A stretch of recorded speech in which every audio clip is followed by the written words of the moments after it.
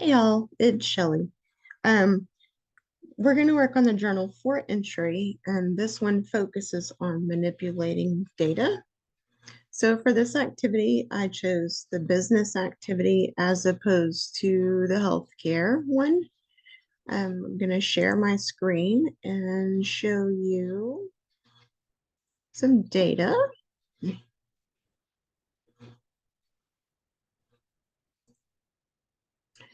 So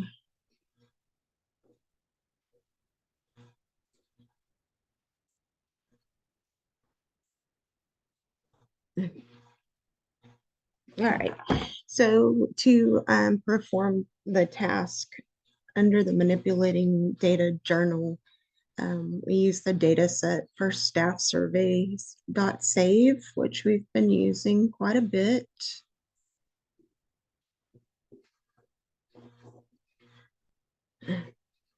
And I did a couple of things with it. So the first thing we want to do is add um, all of the variables together that actually made the total scores. So, or that made up staff satisfaction so that we can have a total staff satisfaction score. So to get that, we're going to open our data file.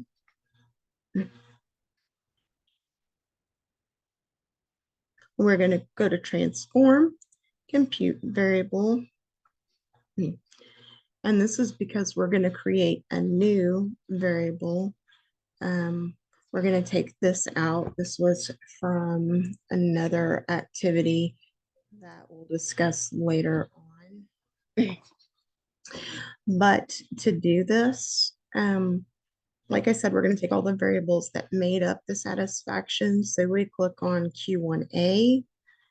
We're going to move that over. And because we're adding another one, we're going to put the plus sign and then we're going to click Q2A. And then we'll hit the plus sign and then we'll do Q3A. And you do this all the way down through Q10A because Q10A was the last variable. You want to make sure that you click on arithmetic.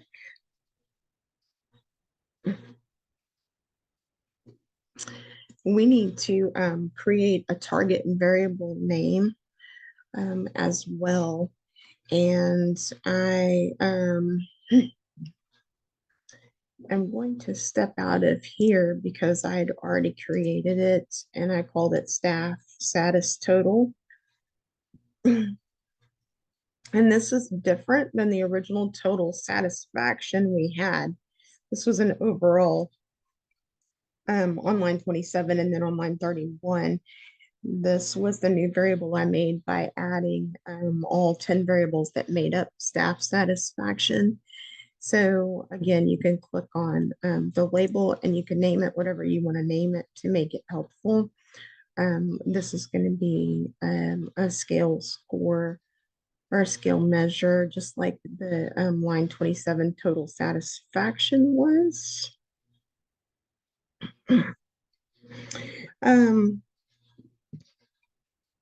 So, like I said, this is the new one we created by going in and adding all 10. So pretty easy. The next activity, we were going to run descriptive statistics for this brand new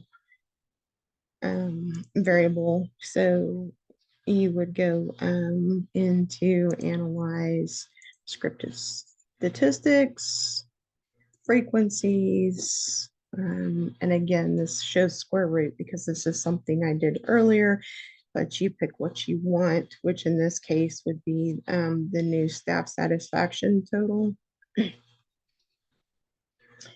And then you would go to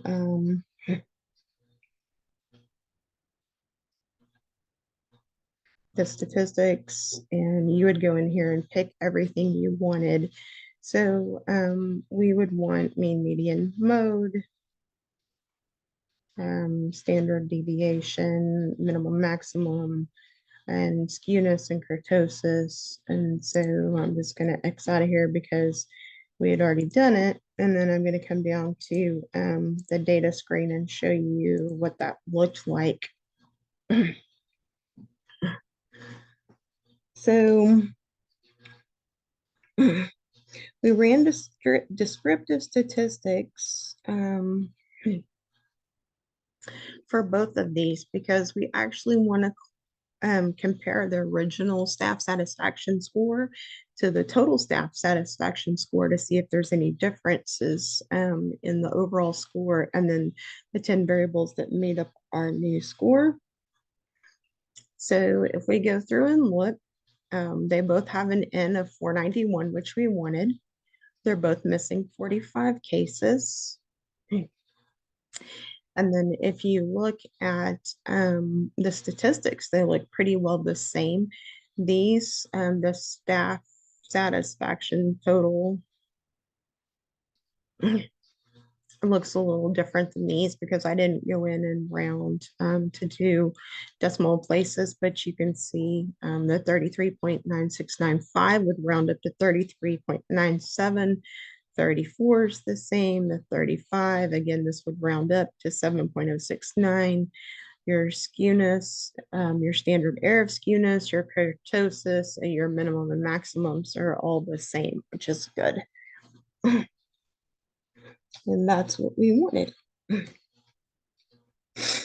So anyhow, we did this by analyzing descriptive statistics and going to frequencies. And in that case, you would have moved both of these over the total staff satisfaction. And then the staff satisfaction, you would right arrow them over to your variables. Click on the statistics, choose everything you wanted, which is what I just walked you through. Now, the next activity was to go through and check the distribution of the length of service variable by creating a histogram. So again, you would go to analyze descriptive statistics, frequencies. Here you're going to go to charts and histograms. And anytime I run a histogram, I like to show the normal curve just so you can see where this goes. Again, you would hit continue, but since I've already done this, I'm just going to X out of it and I'm going to show you what this looked like. This was my original histogram. And so you would see that it has a mean of 5.03 and a standard deviation of 5.795 with the N of our 471 cases. You're going to see that most of the data is skewed towards less years of service. Like anytime you're looking at data, you want to look for an outlier. So we have one big outlier over here, which is over 40 years of service. Definitely not the normal. You would show this is your standard curve, which again is skewed towards less years of service. So the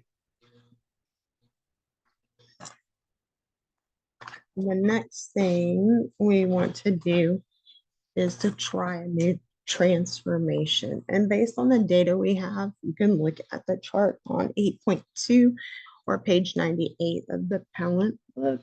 And based on the shape of this curve, we want to try a square root transformation. So in this case, we're going to come up here to transform, compute variable. And this is where we chose a new name for our target variable. And you can go into type and label and type how you want it to look. Again, you can name it any way you want. Lots of times this is shorter. Here, the advice is to label it fully descriptive enough that you know what it is, and you need to make sure that it's always numeric, and then you would hit continue. Over here under the function group, you need to make sure that it shows arithmetic. And then under functions and special variables, we would go through all of these. And we see all the different functions, and we're going to come to square root. And if you click on this up arrow, it brings your square root function over here under the numeric expression. And then you're going to want to come over here, and we use the length of service. So you're going to right arrow click it, and that's where it puts service under or within their parentheses.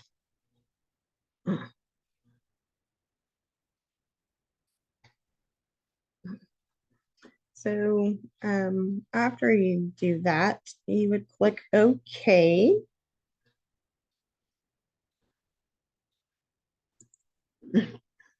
And then doing that, we're going to do a couple of things, just kind of going through. These are statistics. These are the frequency tables for length of service and the total satisfaction and the new satisfaction total.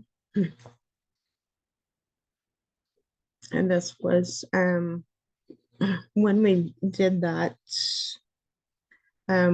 we created this histogram based on the length of service, and you can see that it's evened out a little bit more, but you're still heavy-handed towards the less years of service. Well, this was kind of cool. I was just playing around, and used all of the different cases just to kind of see where it was, which makes it more normally distributed.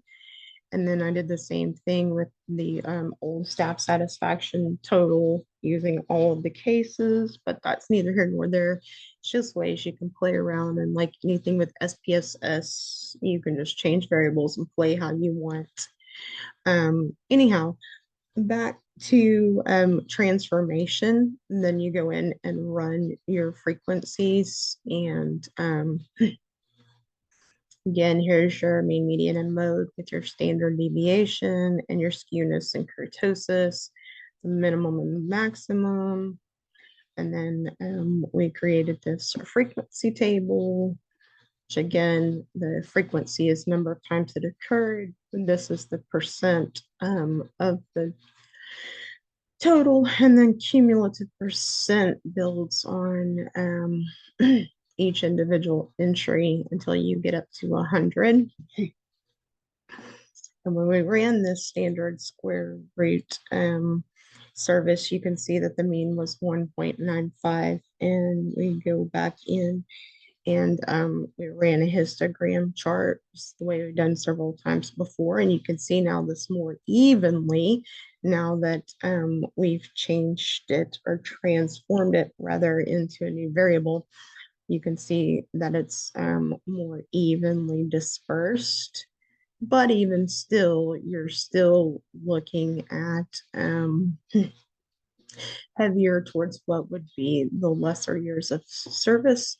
And again, you've got your N471 cases, which is the same as right here, your 471. And also you see right here, 471, it's important to make sure that you have a consistent N throughout. And and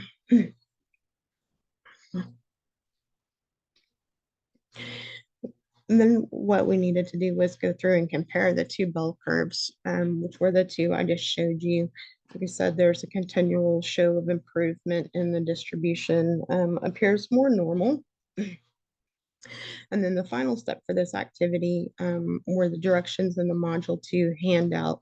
And what we wanted to do is collapse the years of service variables into 3 groups with 2 cut points. The directions for this was in the handout.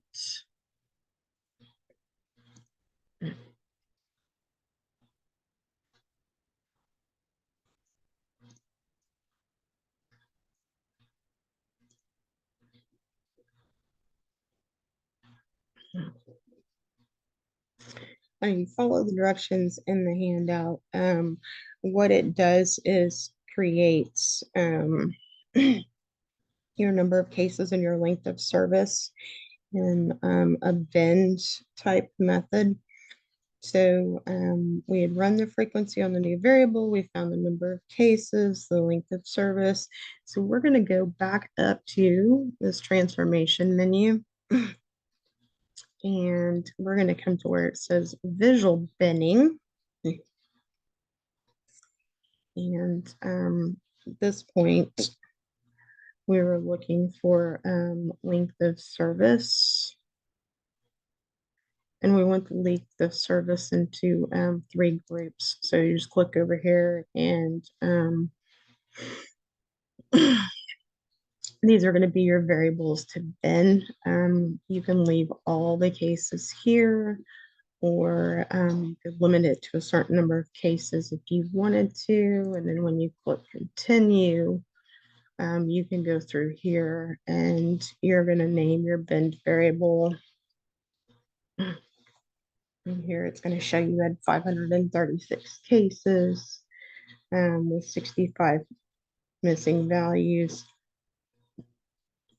And you can go in here and there's different ways to make cut points. You can do the equal width intervals. And then you could actually label the locations for your cut points with the number of cut points, or you could come in and put cut points at the mean and standard deviations based on your scanned cases. So if you click this, then you would decide whether you wanted 1, 2, or 3 plus or minus standard deviations.